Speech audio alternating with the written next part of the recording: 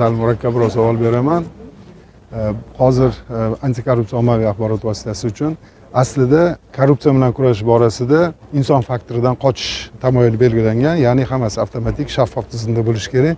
Lekin hozir gapirganimiz bal tizimida faqatgina yo'l inspektorlarini hisoblangan holatda faqatgina hisobga olinadi. Lekin avtomatik tarzda hisobga olinmaydi.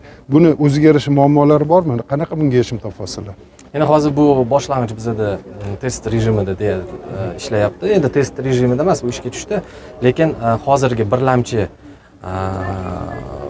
vazifa shunday qo'yilganki, faqatgina yo'l harakati xavfsizligi xodimi rasmiylashtirganda. Nima uchun? Chunki avtomatik tarzda agarda bu bo'ladigan bo'lsa, hozirgi paytda juda ko'p savollar tug'iladi. Misol uchun, ko'pchilik dovernosdan haydaydi mashinani, ko'pchilik nima deydi,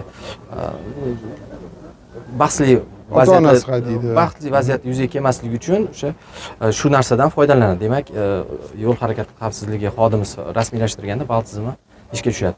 Keyinchalik, lekin bu test rejimidan o'tgandan keyin, tajriba orttirganimizdan keyin kamchiligi, yutuqlari ko'rinadi o'zi va o'shandan keyin sekin-sekin agarda bizada imkoniyatimiz bo'lsa, texnik sifatdan, boshqa sifatdan, shunda omil, inson omilisiz demak yo'lga tushishi bu albatta belgilangan.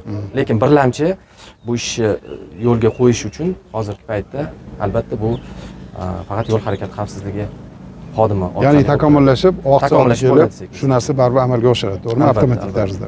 Rahmat. Bu ham shu hozirgi paytda shu insonlarni, inson huquqi, inson anaqilar uchun qilyapti hammasi, bahslar kelib chiqmasligi uchun. Endi jamiyatni manfaatini, jamiyatni fikri inobatga olinadi. Albatta. Rahmat.